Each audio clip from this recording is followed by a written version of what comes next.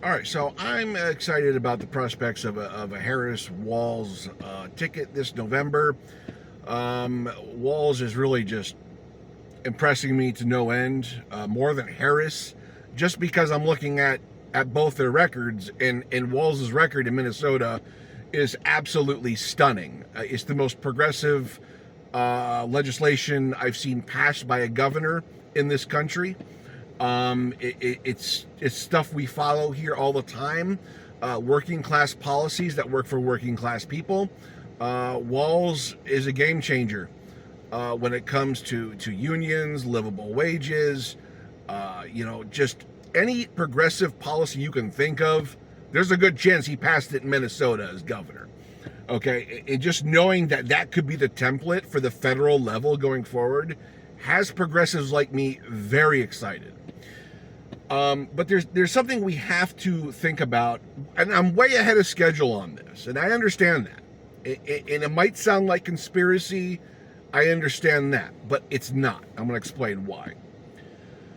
We all saw two corrupt senators by the name of Kirsten Sinema and Joe Manchin sink Joe Biden's flagship bill, Build Back Better. They sank 85% of it. Two senators. It was packed with progressive legislation. And two corrupt senators who listened to their donors over the will of their own voters, the voices of their own voters, in fact. We saw what they did.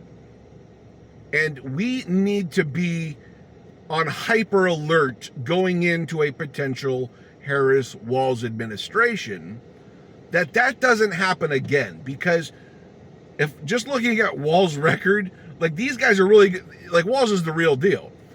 Walz and Harris are going to be the real deal if they follow his template for what he did in Minnesota. So I'm going to foresee, something like Build Back Better coming to the floor of Congress if a Harris-Walz administration comes to fruition.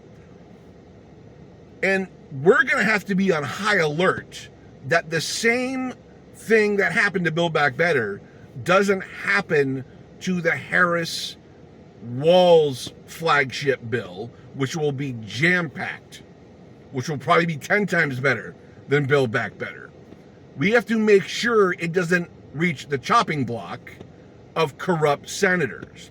We have to call out the situation publicly and privately. We need to contact our congresspeople and say, we need you to vote for Harris and Walz legislation that helps working class people. Now, obviously, we don't have that bill yet. Obviously, I'm getting ahead of myself on purpose, though. I'm trying to seed this so we don't go through this again. And they have to know that we know that what happened with Build Back Better does not happen to a Harris-Walz version of Build Back Better, a progressive New Deal, so to speak.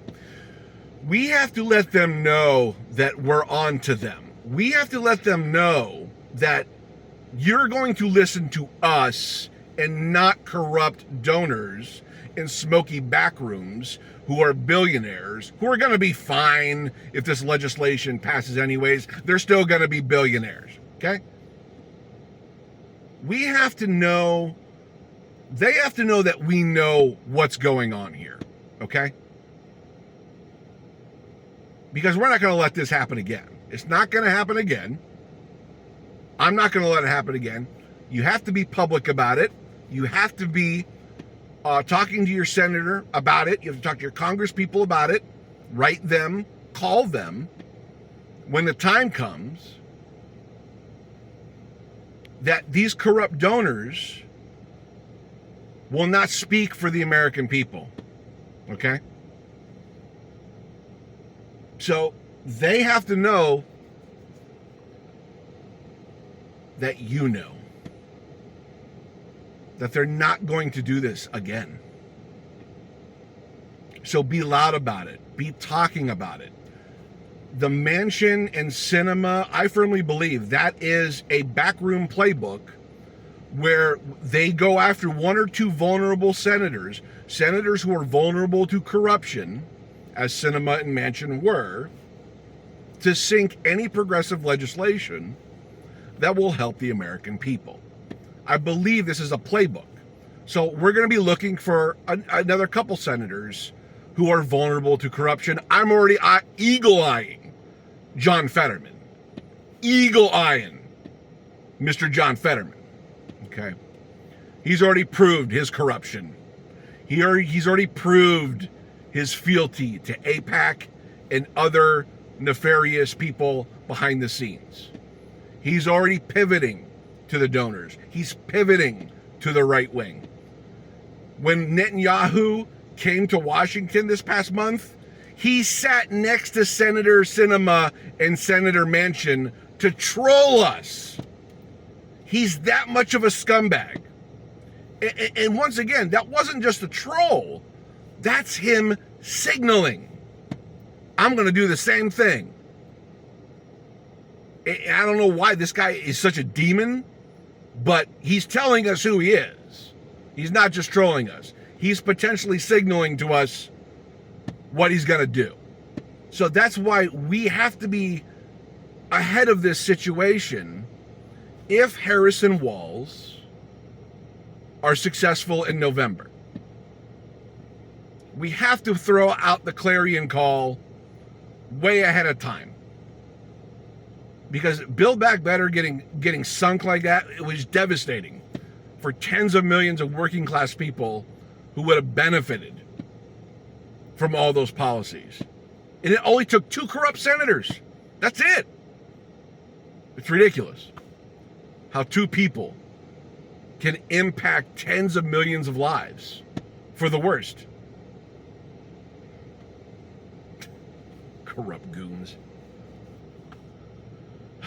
Anyways, it's not a conspiracy because I'm looking at a situation that happened that is likely to happen again to sink progressive legislation because it would take the money out of the pockets of the super duper wealthy.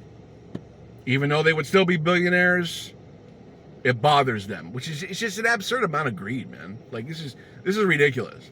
If Build Back Better would have got past 100% of the bill, those people would still be billionaires. Like it's such an absurd amount of greed we're dealing with. And we got to get a New Deal type progressive bill passed with the Harris-Walz administration. And we're going to have to put out a smoke signal every day that we're onto them, that we see people like Fetterman who are vulnerable to corruption, and we're going to call them out. And we're going to make sure if a Harris-Walz administration comes to fruition, that we're going to get that legislation passed in full. Okay? Anyways, rant done. Let me know how you're doing. Leave me a comment down below.